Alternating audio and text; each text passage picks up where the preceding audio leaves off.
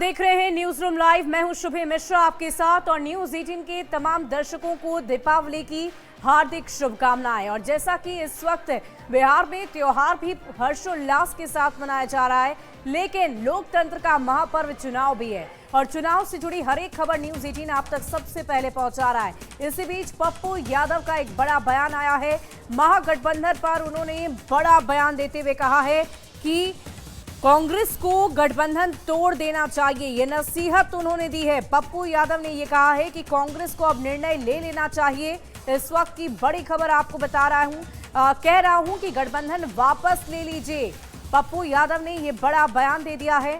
महागठबंधन पर बड़ा बयान दिया। आपको बता दें कि महागठबंधन में कुछ भी ठीक ठाक नहीं चल रहा, ऑल इज वेल की स्थिति नहीं बनी हुई है और ऐसे में लगातार ये चर्चा हो रही है कि क्या महागठबंधन टूट जाएगा।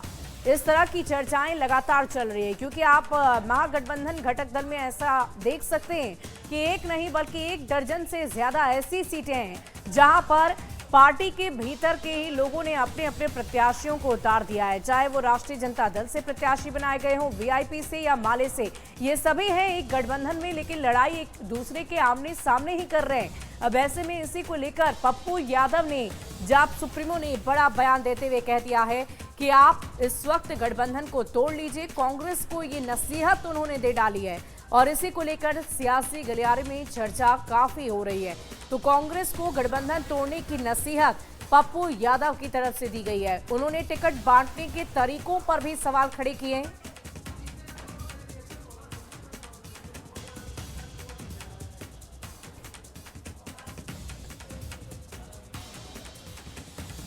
और देखिए पप्पू यादव के उस बयान को हम आपको सुनवाएंगे, लेकिन ये स्थिति आखिर आई क्यों पप्पू यादव ने ये नसीहत दे डाली है। जैसा कि हम आपको बता रहे थे कि कुछ सीटें ऐसी हैं जहां पर गठबंधन के अलग अलग घटक दलों की तरफ से अपने अपने प्रत्याशी उतार दिए गए हैं और फ्रेंडली फाइट की स्थिति हो गई है। कहां पर ये स्थिति बन रही है, देखिए। कांग्रेस आलाकमान का हस्तक्षेप से इनकार है।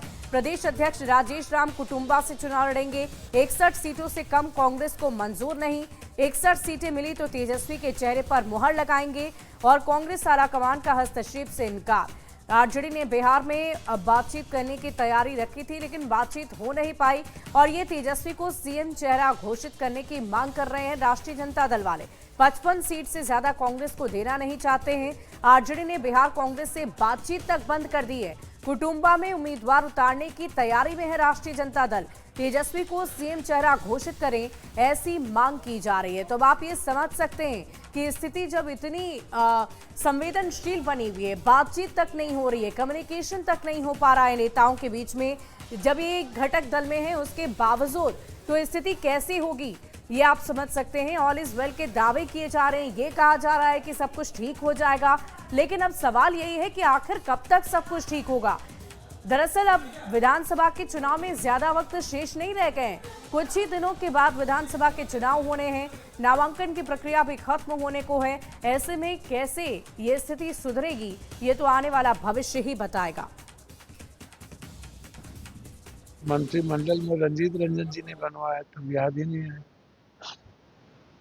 और जिस वर्कर को कांग्रेस ने टिकट दिया है वो तो 2 कट्ठा जमीन भी नहीं है, पैर में चप्पल में। लगभग जगहों पर कांग्रेस ने तो गरीब वर्कर को टिकट दिया।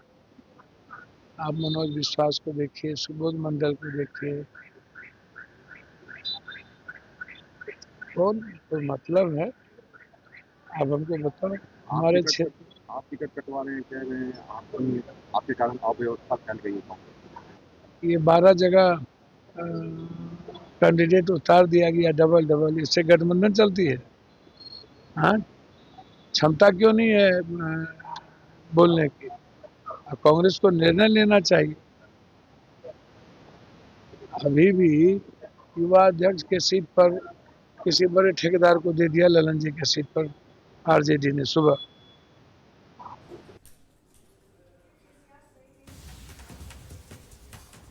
तो आप पप्पू यादव को सुन रहे थे, कैसे उन्होंने कहा है कि जो स्थिति है ये बिल्कुल गंभीर स्थिति है और ऐसे में कांग्रेस को जल्द से जल्द निर्णय ले लेना चाहिए। उन्हें गठबंधन से निकल जाना चाहिए, निर्णय जल्दी से जल्दी लेना चाहिए और इसी की चर्चा पप्पू यादव कर रहे हैं। और देखिए बीजेपी के प्रवक्ताओं ने भी पप्पू यादव के इस बयान को लेकर और महागठबंधन में स्थिति को देखते हुए अपना बयान दिया है। क्या कुछ कह रहे हैं, आपको सुनवाते हैं।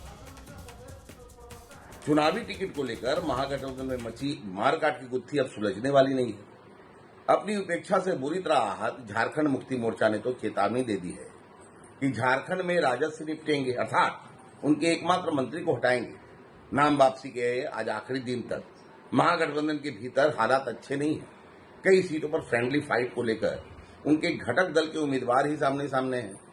परीक्षा के इस अंतिम दिन में फेल होना तय है। महागठबंधन के स्वघोषित नेता तेजस्वी यादव जो न करा दे, बाकी सभी दल के नेता तो टुकुर टुकुर ताक ही रहे हैं। देखिए, महागठबंधन में सब कुछ ठीक है।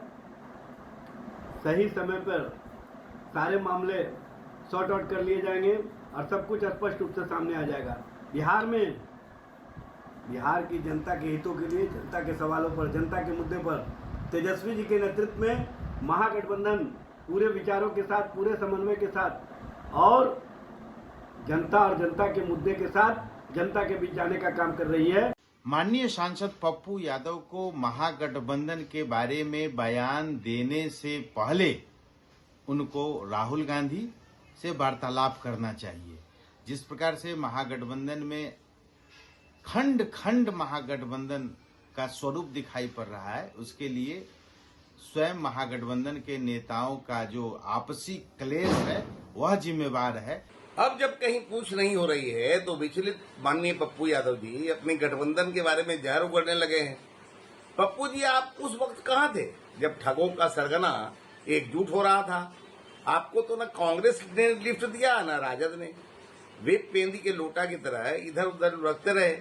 अब आपकी नींद टूटी है। आपके सलाह की अब कोई जरूरत भी महसूस नहीं करता। देखिए, हर गठबंधन में छोटी मोटी चीजें होती रहती है, तो ये छोटी मोटी चीजों पे ध्यान देने की जरूरत नहीं है। और हमसे ज्यादा तो एनडीए गठबंधन में बिखराव है। वहां पे देख लीजिए, बड़े बड़े नेता आके लगे हुए हैं लोगों को मनाने में। हमारे यहाँ एक थंब रूल है कि जो जहां से जीत सकता है वो कैंडिडेट देगा। और इंडिया गठबंधन प्रतिबद्ध है एक मजबूत गठबंधन के साथ बिहार को एक मजबूत सरकार देने के लिए। कुछ समय रुकिए, सब ठीक हो जाएगा।